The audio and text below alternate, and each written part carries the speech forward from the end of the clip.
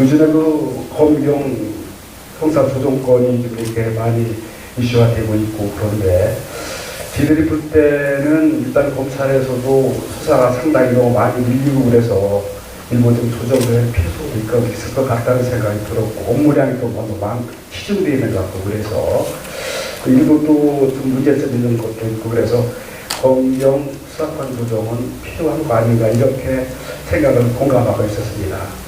근데 이번에 그 버닝썬 사건으로 전국에 지금 이슈가 되고 있는데 정말로 전문성 있는 수사가 되고 있는 건지 또 공정성 또 여러 가지 부분들이 문제점들이 나타나는 부분으로 인해서 많은 국민들, 시민들, 주민들이 좀 불안하고 있는 과연 잘 될 수 있는 것인지 약간 그런 의구심이 상당히 가는 부분이 많이 있습니다.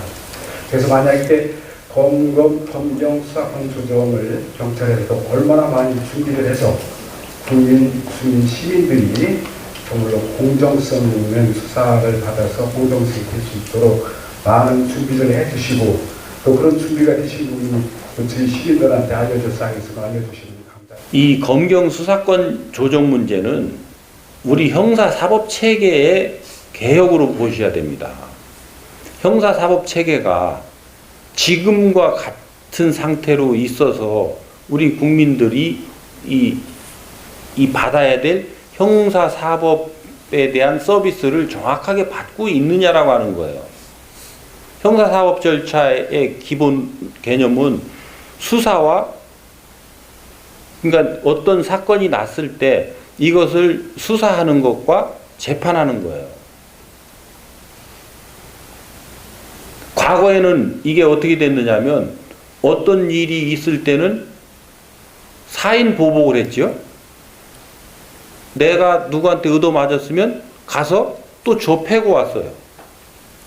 이렇게 되다 보니까 사회가 문란해지고 힘 있는 자들이 힘 없는 사람들을 제압하게 되고 이런 상황들이 계속되니까 이제 그리고 이 사람들의 인지가 깨면서 어떻게 되기 시작했냐면 요것을 사람들한테 각자 맡겨두면 안 되겠구나. 이 국가체제를 구축해 나가면서 형성된 것이 요 사인 간의 다툼 중에 민사 관련이라든지 이 재산적 분쟁 이런 그 일부 부분을 빼고 나머지는 국가에서 관리하기로 한 거예요.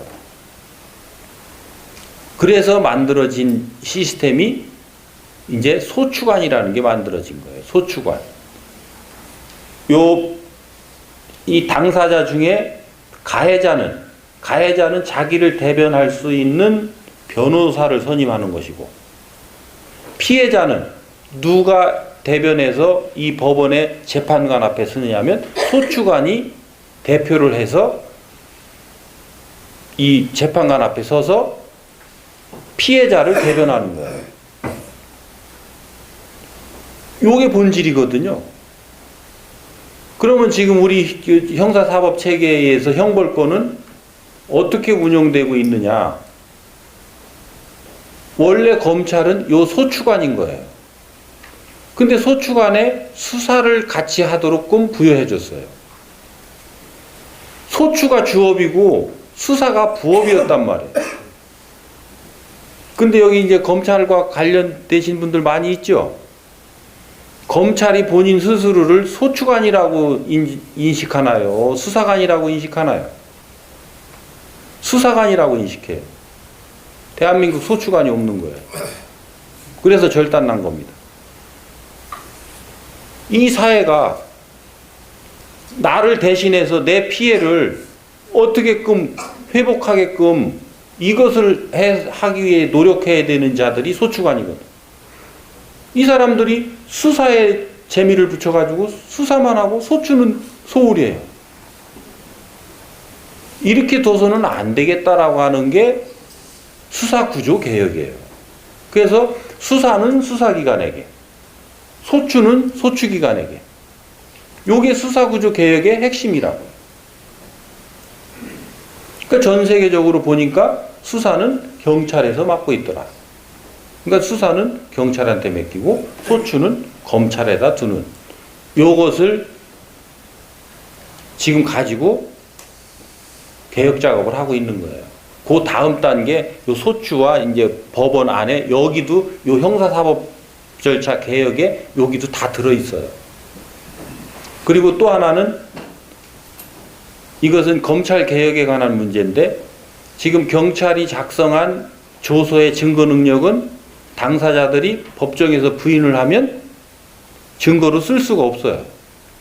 근데 검사 작성의 조서는 성립의 진정성만 인정되면 증거로 현출시켜서 증거로 쓸 수가 있어요.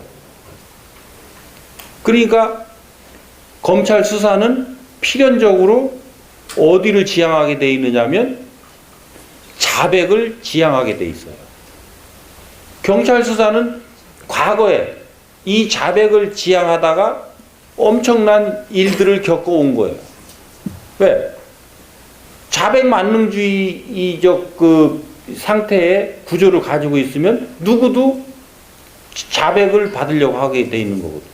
그거의 핵심적인 내용이 우리가 87년에 겪었던 아픔인 박종철 그 고문치사 사건이에요. 왜? 자백받으려고 고문한 거거든요.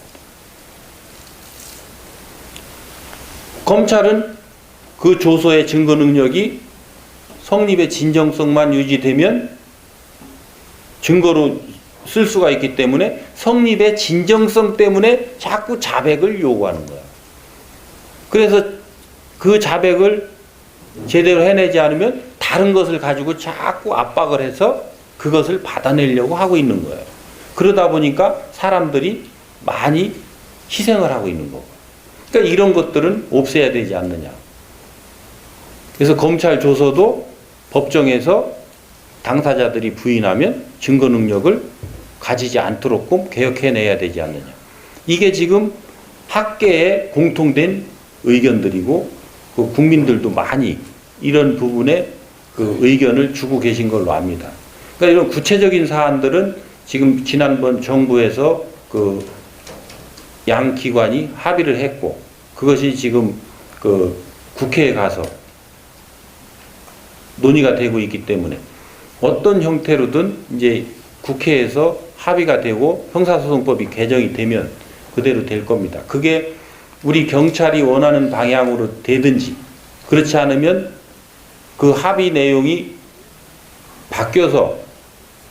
바뀌어질지 이런 것들은 저희들이 좀 더 두고 보고 또 해야 될 노력들이 있는 부분이기 때문에 그것을 구체적으로 다 설명드리기는 어렵고 그런 과정에 있어서 우리 이 천안 시민들은 경찰이 어떠한 부분에 경찰을 신뢰할 수 없냐라는 부분들이 있어요. 경찰 너희들은 그럼 믿을만 하냐라고 주민들이 물었을 때 우리가 어떻게 답을 할 수 있냐라는 거예요. 너희들이 검찰 같아지지 않는다라는 보장을 우리가 어떻게 받아야 되느냐라고 하는 물음에 우리가 답을 해야 될 차례라는 거예요. 그 답은 누가 줘야 되느냐면 현장 수사관들이 줘야 되는 겁니다. 현장 수사관들이 이 물음을 스스로 물어서 내가 우리 시민들, 우리 주민들을 위해서 이 수사 활동을 하고 있는 건지 아니면 그 사람들을 억울하게 하면서 수사 활동을 하고 있는 건지. 그래서 수사 활동의 기초는 억울한 사람을 만들지 않는 거예요. 억울하다 하는 것을 어떻게 풀 수 있도록끔 내가 수사를 해내느냐. 그것이 가장 수사를 잘한 거예요. 그래서 수사 과정에서 풀어낼 수 있는 억울함이 있고 그것이 재판 과정에서 풀어낼 수 있는 억울함이 있어요.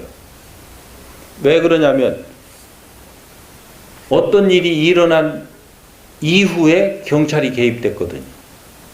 어떤 일이 일어나는 상태에서 경찰이 있었다면 그 사실관계를 잘 알 수 있겠지만 거의 대부분의 사건들은 경찰이 없는 상태에서 일이 일어났고 사후적으로 경찰이 개입돼 들어가서 수사 활동을 했기 때문에 사실관계를 정확하게 아는 사람은 양 당사자들이에요.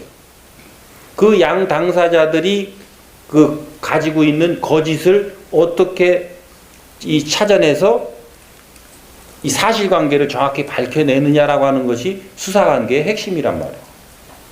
그러니까 그런 부분들을 왜곡됨이 없이, 그러니까 내 목적을 위해서 그것을 흐트러뜨리지 않는 이런 부분에 대한 답을 우리 이제 경찰이 줘야 되는 때가 됐다는 거죠. 그래서 그런 부분, 아까 질문 말씀이 그런 부분 같은데 아직 거기에 대한 제가 구체적인 이제 조사를 안 했기 때문에 현재 상태가 어떻다 이렇게 딱히 말씀드리기는 어렵지만 우리 이 충남 경찰이 그쪽 방향으로 가야 되지 않느냐라고 하는 이 방향성을 가지고 계속 지금 우리 저 서장들하고 또 우리 저 총경이 이상 그 지도부하고 이렇게 그 의견들을 나누고 있다는 이런 말씀 드립니다. 이 정도면 될까요?